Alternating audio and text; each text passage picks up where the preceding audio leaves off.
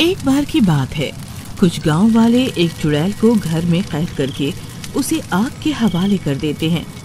लेकिन वो चुड़ैल घर में बने गड्ढे में घुसकर अपनी जान बचा लेती है। फिर गांव वाले उस गड्ढे को वहां बिखरे हुए सामान से बंद कर देते हैं। फिर कुछ दिनों बाद एक कबाड़ी उस घर के सामने से गुजर रहा होता है। तभी उसकी नजर उस जले हुए सामान पर पड़ती है। अरे वाह वाह, यहाँ तो कितना सारा सामान बिखरा हुआ है और यहाँ इस सामान पर अपना हक जताने वाला भी कोई नहीं है। क्यों ना मैं इस सामान को ले जाकर कबाड़ी बाजार में बेच दूं। फिर इतना सोचकर वो कबाड़ी उस सामान को उठाकर अपनी रेड़ी पर रखने लगता है। तभी वो गड्ढे के ऊपर से भी सारा सामान हटा देता है। अरे ये गड्ढा कैसा है भाई, ये कहाँ से आ गया? यहाँ से तो बहुत तेज बदबू आ रही है।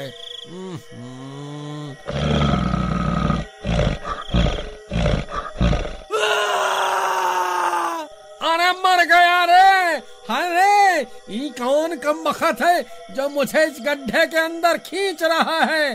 अरे कोई है, बचाओ बचाओ, कोई मेरी जान बचाओ। अरे मर गया रे, मेरी तो कमर ही टूट गई। हाय रे, अरे ये कमबख्त कौन है? जल्दी मेरे सामने आ। तेरी इतनी हिम्मत, मुझे इस गड्ढे में खींच लिया। ऐसा भी कोई मजाक करता है भला?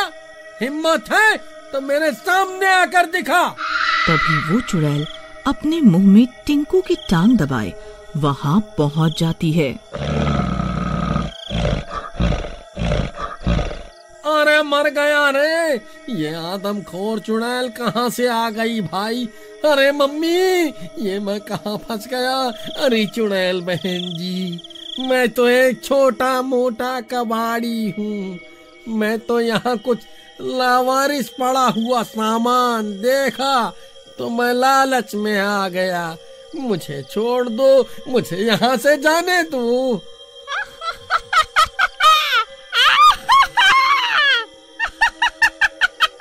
कैसे जाने दूं? तुम इंसानों ने मुझे जान से मारने की कोशिश की थी ना। अब देखो मैं तुम सबको क्या हाल करती हूँ।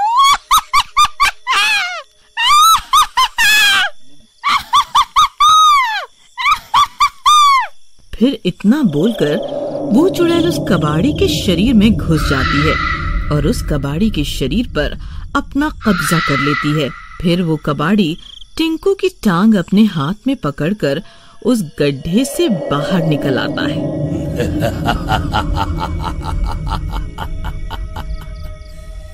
इंसानों, अब तुम्हें मुझसे कोई नहीं बचा सकता।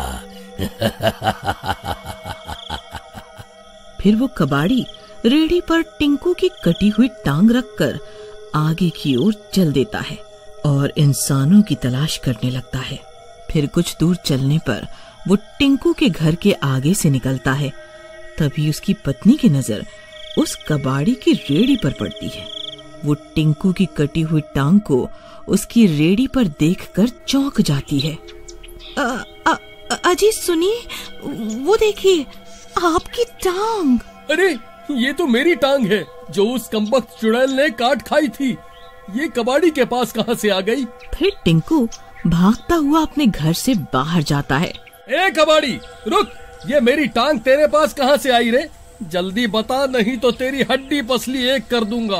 अरे टिंकू जी, कैसे हैं आप? मुझे आपकी ही तलाश थी।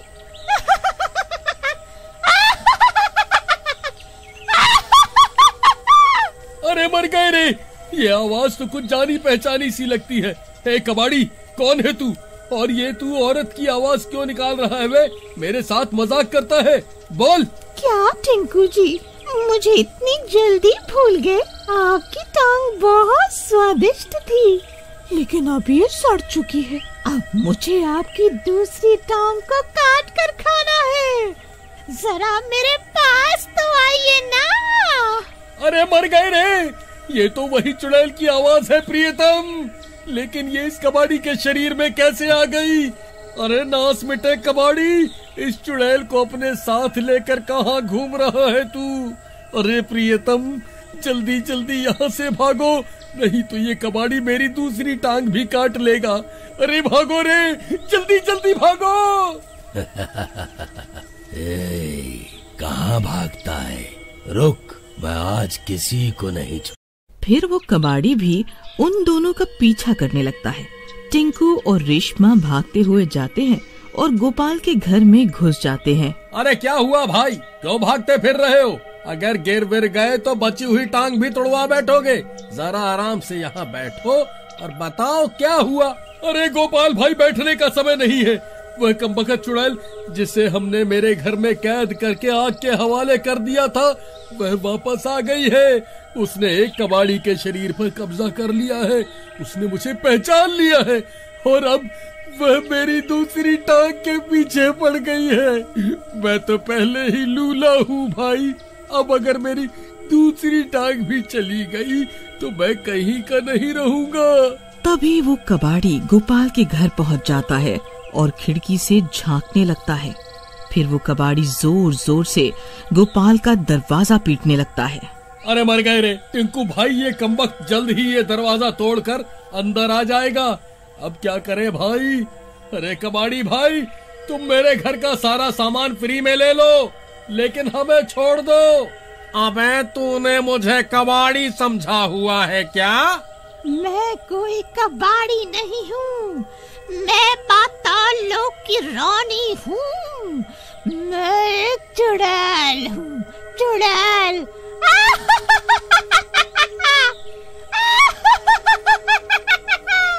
अरे मर गए रे टिंकू भाई, तुम तो सही कह रहे थे। ये कमबख्त कबाड़ी तो औरत की आवाज निकाल रहा है। इसके अंदर तो सच में वह चुड़ैल है। अब क्या करें? अजी, ये खुद को पाताल लोक की रानी बता रही है। हमें इसके पाताल लोक को ही नष्ट करना होगा। मेरे पास एक तरकीब है, जल्दी से मेरे साथ चलिए। फिर वो तीनों पीछे के रास्ते से निकल जाते हैं और सीधा भागते हुए अपने पुराने घर के पास पहुंच जाते हैं, जहां से वो चुड़ैल बाहर आई थी। ये वही गड्ढा है जिसके अंदर वो चुड़ैल इतने सालों से रह रही है। क्यों ना हम इस गड्ढे को ही आग के हवाले कर दे। फिर वो तीनों लकड़ियां इकट्ठा करनी शुरू कर देते हैं और उस गड्ढे में डालने लगते हैं। तभी वहाँ कबाड़ी भी पहुँच जाता है। ऐ गाँव वालों, तुम मुझसे भागकर कहीं नहीं जा सकते। मैं तुम्हारा पीछा नहीं छोड़ने वाला। गोपाल भाई, जल्दी से इस मशाल से इस गड्ढे को आग के हवाले कर दो। फिर गोपाल जलती हुई मशाल उस गड्ढे में फेंक देता है और देखते ही देखते उस गड्ढे में आग लग जाती है। उस गड्ढे में आग लगते ही उसमें से बहुत से भूत और चुड़ैलों के चीखने की आवाजें आने लगती हैं। अरे कमबख्तों, ये तुमने क्या कर दिया? फिर वो चुड़ैल उस कबाड़ी के शरीर को छोड़कर बाहर निकल आती है और गड्ढे की तरफ दौड़ पड़ती है। नहीं, नहीं, ये नहीं हो सकता, ये नहीं हो सकता। फिर देखते ही देखते वो चुड़ैल भी जलने लगती है। मर गई। इंसानों, तुमने एक बार फिर से मुझे धागे से जला दिया, लेकिन मैं लौट कर जरूर आऊंगी। मर गई रे। फिर देखते ही देखते वो चुड़ैल जलकर राख हो जाती है और गांव वालों को उस चुड़ैल से छुटकारा मिल जाता है। क्यों रे कबाड़ी, ये सब तेरी वजह से हुआ था। हमने बहुत मुश्किल से इस गड्ढे का मुंह बंद किया था और तूने ये सामान उठाने के लालच में चुड़ैल का बाहर आने का रास्ता ही खोल दिया। टिंकू भाई, मुझे माफ कर दो। मैं लावारिस सामान देखकर लालच में आ गया था। मुझे क्या पता था भाई, इसके नीचे एक गड्ढा होगा और उसमें कोई चुड़ैल रहती होगी।